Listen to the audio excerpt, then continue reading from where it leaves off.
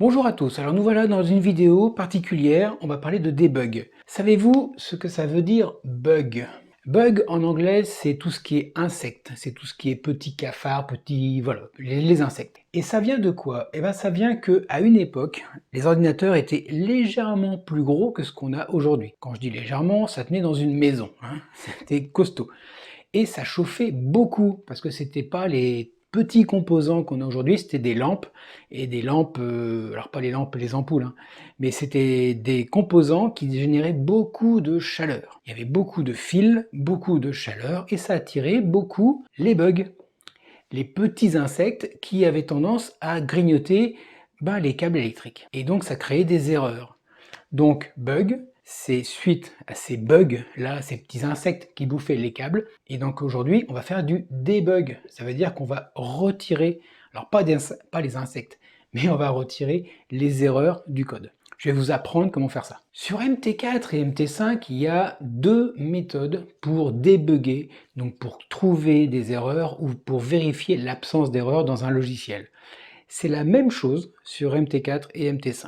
La première solution est extrêmement simple, c'est par des prints. Alors c'est vraiment le debug low cost, mais ça aide beaucoup à voir déjà dans les grandes lignes ce qui se passe dans votre code.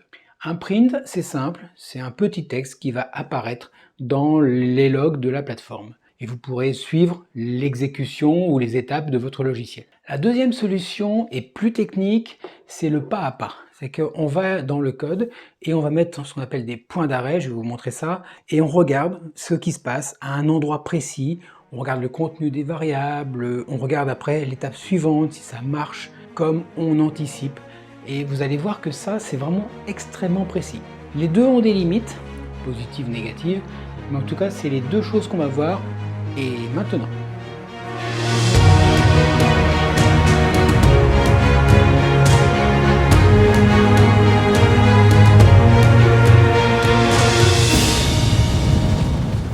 dans cette vidéo, je vais vous montrer deux modes pour débugger vos logiciels sur MetaTrader. Là, je vais le faire sur MetaTrader 5, puisque c'est la version la plus récente, mais c'est exactement pareil pour MT4.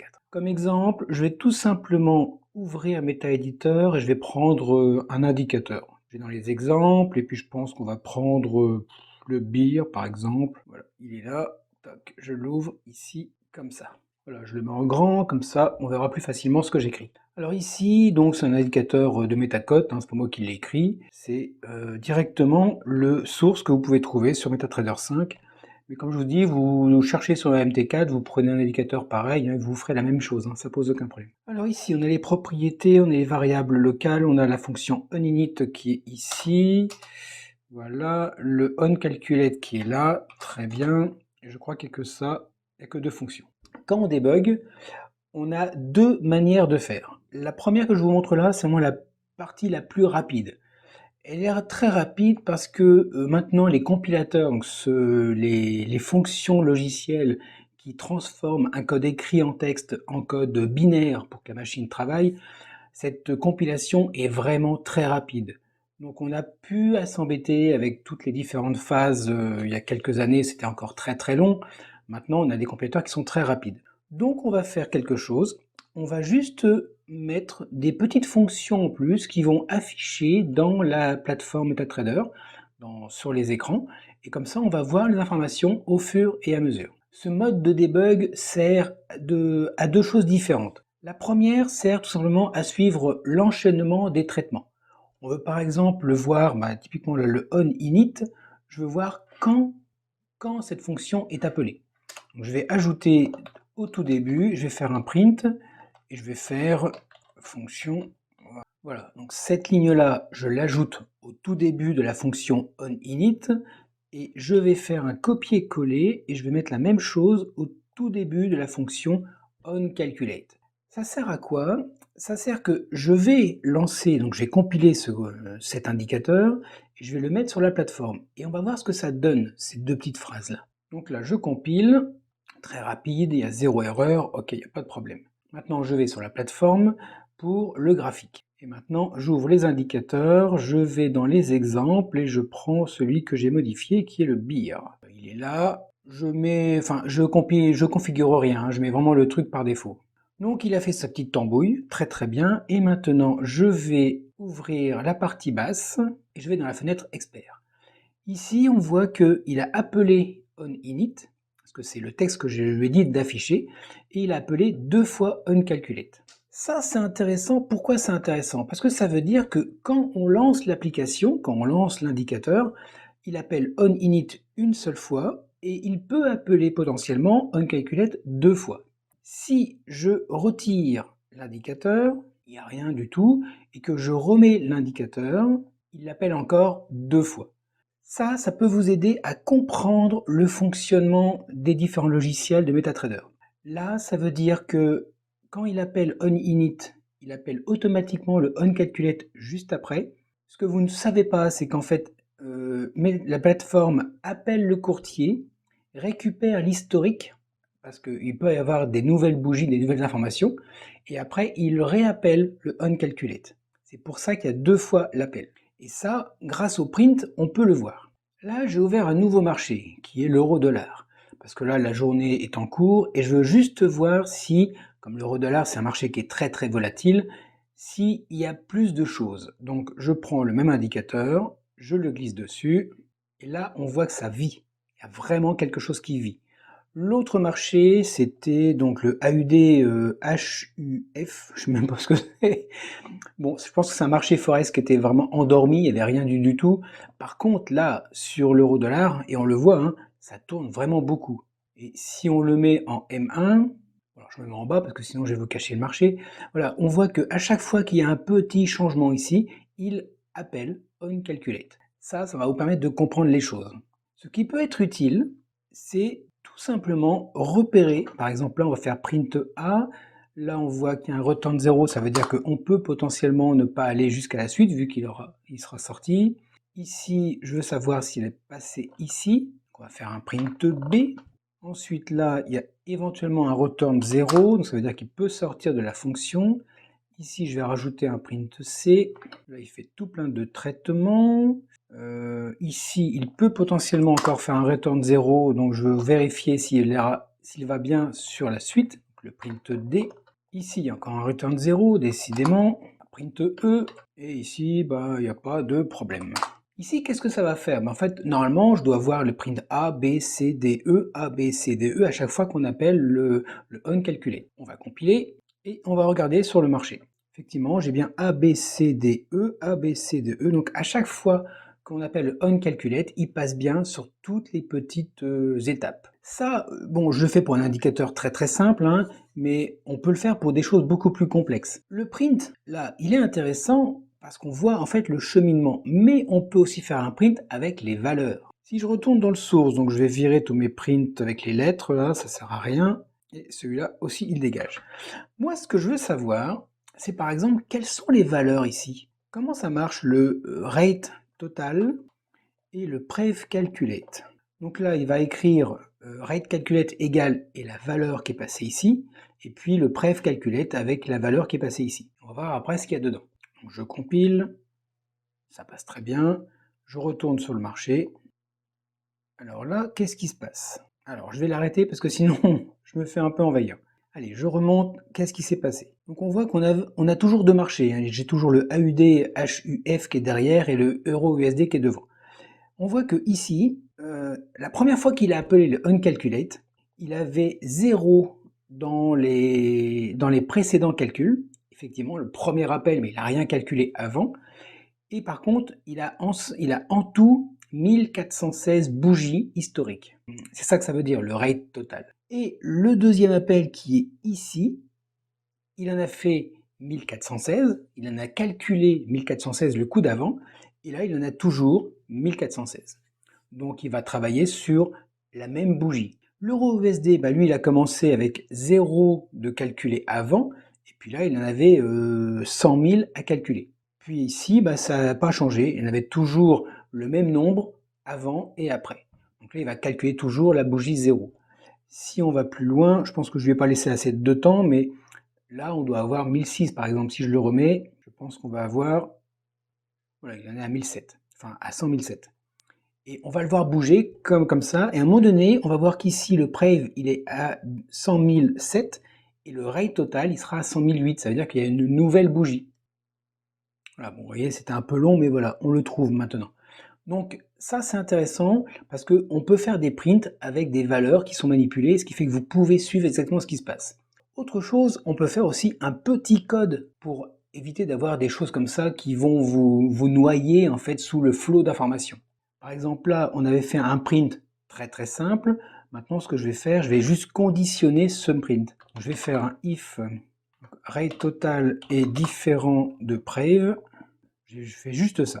Ça veut dire que le print, je l'aurai uniquement si les deux valeurs sont différentes. Je compile, et sur la plateforme, là effectivement, je vois que sur l'euro, enfin le AUD HUF, il y a eu une différence. Mais on ne voit pas le deuxième appel, parce que je vous rappelle que le deuxième appel était identique, vu qu'il en avait 1416, et il en avait calculé 1416 au premier appel, donc du coup c'était identique. Et sur l'euro-dollar, pareil, on avait une différence au tout début, là ici, c'est ici, et après on a eu une nouvelle bougie, mais on voit uniquement le changement sur la nouvelle bougie. Ça peut vous aider en fait à vérifier les transitions. Il faut savoir que dans le code, souvent, très souvent, les erreurs se situent aux bornes ou pendant les transitions. Donc si vous avez moyen de faire du if avec afficher en fait les valeurs que vous avez au moment de la transition, ou bien quand vous êtes aux limites, ça peut vous aider à trouver des erreurs et il y en a pas mal. Voilà. En direct, vous avez une nouvelle bougie. Donc ça, c'est la partie, je vais dire, low cost du debug, mais ça peut vraiment vous aider. Alors maintenant, j'ouvre une petite parenthèse. Pour ceux qui ont suivi le développement du robot de trading que j'ai montré sur les chaînes YouTube, vous avez tout ça là, tous ces fichiers-là. C'est assez conséquent. Ce qu'on va faire, ici par exemple, si j'ouvre un fichier, on va voir que c'est un objet. C'est un code objet. Je remonte tout en haut, on a la présentation, le blabla, le prototypage de la classe qui est ici, et les différentes fonctions. On pourrait, et ça je vous le conseille, hein, si maintenant vous êtes perdu, que ça ne fonctionne pas, et que vous voulez tester un objet, comme là, vous pouvez carrément mettre ici, à chaque fois que vous entrez dans la fonction, vous mettez ce fameux print avec fonction. À chaque fois, vous mettez ça. Et ça va vous aider en fait à suivre, alors sans condition, vraiment au tout début, première ligne. Ça veut dire que normalement, vous allez avoir quelque chose qui va vous montrer chaque appel qui est fait de cet objet, et uniquement de cet objet. Donc là, je viens de finir de rentrer le print fonction devant chaque fonction de l'objet, et je regarde aussi dans le prototypage, parce que des fois, on a des fonctions qui sont directement, voilà, comme celle-ci par exemple, le config OK, est directement dans le prototypage. Donc elle est très courte. Donc, du coup, je le mets aussi là. Et pareil pour le fin, comme ça, on aura toutes les fonctions, même celles qui sont vraiment prédéfinies ici. Alors là, qu'est-ce que ça va faire? À chaque fois qu'on va appeler une fonction de l'objet, de cet objet-là, on va avoir un print dont les logs vont se remplir. Si vous faites ça, vous allez avoir beaucoup d'informations si l'objet est appelé régulièrement. Vous pourriez mettre éventuellement, par exemple, des séparateurs. Donc là, ce que je vais maintenant, c'est dans les fonctions générales de MetaTrader. Donc on a le onInit ici. Alors là, je vais rajouter quelque chose devant. Voilà, ça, c'est pour vraiment faire un séparateur. On va voir que c'est le début de onInit et je ne veux voir vraiment, je veux vraiment voir cette limite-là. Pourquoi? Parce que si j'appelle des fonctions là-dedans, je veux le voir. Si j'appelle des fonctions dans le onDinit, je veux voir que c'est dans cette fonction-là. Après, dans cette fonction, pareil. Le onTimer, pareil. Le onTick, pareil. Et le reste, des fonctions autres. Moi, je veux vraiment voir celle-là. Et vous allez voir ce que ça donne quand on fait un debug. C'est vraiment très simple. Donc, je compile, évidemment. Alors là, bon, c'est un code qui est un peu plus long, donc c'est un peu plus long effectivement à compiler, même si ça, c'est parce que c'est MT5. MT4, c'est beaucoup plus rapide. Donc voilà, je vais sur la plateforme. Donc là, je vais fermer tout ce qui est indicateur. Je vais mettre un marché. On va mettre encore l'euro-dollar, pourquoi pas. Et je vais glisser le robot. Voilà. Ok, bon, il s'est arrêté, c'est très bien. Alors, qu'est-ce qui se passe? Là, qu'est-ce que l'on voit? Je remonte au tout début. On voit que ici, il m'a vraiment appelé la fonction onInit. Ça veut dire que quand je débug, je sais que je suis dans la fonction onInit et tout ce que l'on voit derrière là, ce sont des informations les clogs et tout ça, c'est bien l'information qui vient de la classe que je teste. Donc je vois bien chaque appel de mes fonctions et je peux savoir si effectivement c'est bien l'ordre que j'avais prévu. Donc là on voit qu'on est la fonction onInit, on fait tous ces appels-là. Ensuite on arrive dans la fonction onDayInit qui est ici et je vois l'intégralité de toutes les informations, de toutes les fonctions de l'objet que j'ai appelé pendant mes différents groupes de fonctions donc qui sont propre à MetaTrader. Ça peut vous aider vraiment parce que quand on écrit un code, on anticipe les appels qu'on va avoir et l'enchaînement des différents appels. Avec ça, vous avez moyen de tester séparément un objet ou une fonction. Vous appelez la fonction, vous y rentrez des paramètres par défaut et vous voyez, enfin c'est vous qui les maîtrisez et vous vérifiez du coup ce qui est fait dedans et ensuite vous vérifiez que le traitement est bien celui que vous attendez. Alors, ce mode de debug avec les prints, c'est vraiment un truc qui est hyper rapide, hyper facile. On peut l'adapter, on peut même le conditionner potentiellement. Moi, souvent, ce que je fais, c'est que... Alors, je vais vous montrer un petit truc. Souvent, ce que je fais, c'est que je fais un defined, que j'appelle debug. Donc ça, c'est ma définition. Et dans mon code, je fais un ifdef debug. Et là, je mets mon print. Mon print, par exemple, comme on a vu, hein. Ça fait quoi? C'est-à-dire que si dans mon code que je compile, j'ai défini le debug, cette ligne-là sera ajoutée dans mon code. Si par contre, je le mets en commentaire, debug n'est pas connu, donc il n'est pas défini, c'est pour ça qu'il y a un if défini. S'il n'est pas défini, cette fonction-là ne sera pas appelée. C'est une solution, ça vous évite, par exemple, quand vous débuguez quelque chose, vous pouvez ajouter des prints et tout ça, et puis vous pouvez vouloir le relancer sans effacer tous vos informations affichées pour débugger. Donc vous avez juste à virer cette ligne-là, tout le reste peut rester dans le code, ça pose aucun problème. Vous recompilez, et c'est le compilateur qui va mettre ou ne pas mettre les fonctions que vous avez inclus dans le ifdef debug et avec le ndif. Maintenant, passons à l'étape suivante qui est le debug en utilisant les moyens du debugger, qui est ici, debugger ici. Vous avez des moyens pour démarrer votre code, donc que ce soit un robot ou un indicateur, sur des données réelles ou sur des données historiques. Voilà, on voit les deux fonctions. Ça, c'est pour MT5, MT4, c'est un peu plus simpliste. Mais après, vous avez moyen aussi de faire différentes étapes. Vous pouvez mettre des points d'arrêt, c'est-à-dire que vous pouvez indiquer au logiciel qui va dérouler le code de s'arrêter à une ligne précise. Et le code va vous donner la main et ça sera à vous, vous pourrez aller voir les données, vérifier du pas à pas, vérifier de rentrer dans les fonctions, ne pas rentrer dans les fonctions. Vous pouvez vraiment faire beaucoup de choses. Ici, je vais mettre par exemple au début de config. Dans les logs, il y a config, très bien. Ici, j'efface les données, très bien. Ici, je lis le folder, donc le paramètre qui est en entrée, et ici, je le nettoie. Est-ce qu'on est sûr que la fonction nettoyage fonctionne correctement? Est-ce que le L folder ici est bien celui que j'attends par rapport au traitement? Bonne question. Voyons ça. Je vais dans Darwin. Je regarde le log init, log config, il est ici. Et je passe cette constante ici, qui est au début, je crois, au début, voilà, ici. Mais ce que je vais faire, c'est que je vais mettre ici, je vais faire différentes choses. Donc je vais passer ça comme paramètre. Maintenant, j'aimerais savoir dans les logs ici, ce qu'il va faire. Pour ça, je clique, je fais un double clic dans la ligne. Ça met un point d'arrêt. Et ensuite, alors je ne fais pas compilation. Et vous voyez, vous avez deux boutons ici qui est commencer ou reprendre le débugage sur des données historiques ou des données réelles. Je vais le faire sur les données historiques, c'est pas très grave.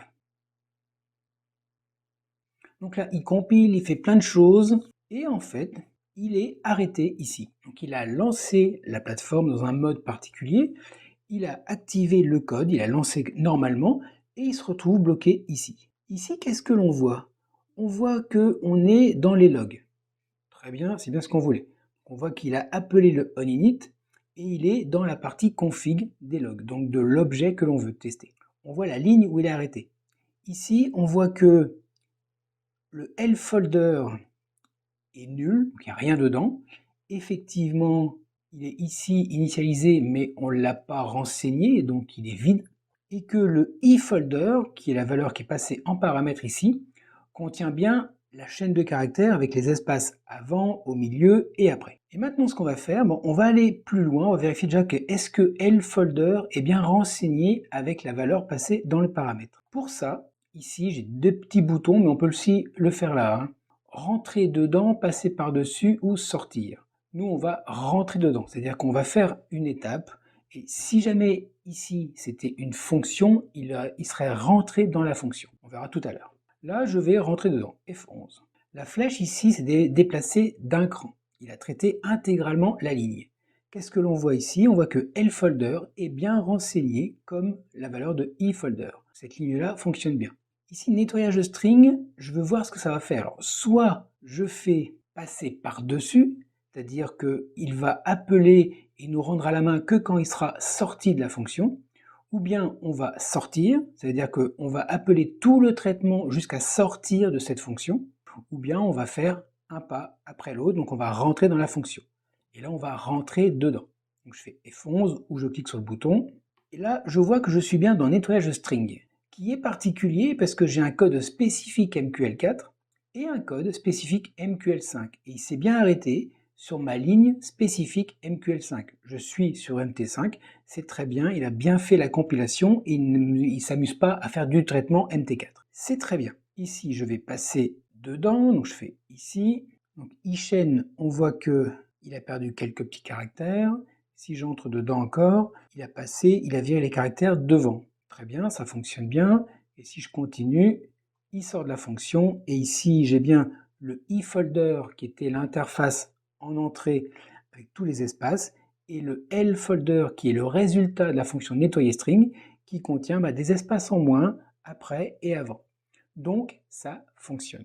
On peut valider que le nettoyage string tel qu'il est écrit, on a vérifié pas à pas avec le contenu des variables, on a vu que ça fonctionne. Voilà, donc ça c'est une solution qui est utilisée vraiment pour débugger les fonctions les unes après les autres. Si vous faites du test unitaire, vous pouvez l'utiliser et vous allez avoir des fonctions après qui seront vraiment costauds et vraiment robustes, vraiment sur l'intégralité des petits traitements qu'il y a dedans. Quand vous voulez arrêter, bien sûr, vous faites ici le arrêt du débugage et ça va arrêter cette fonction-là.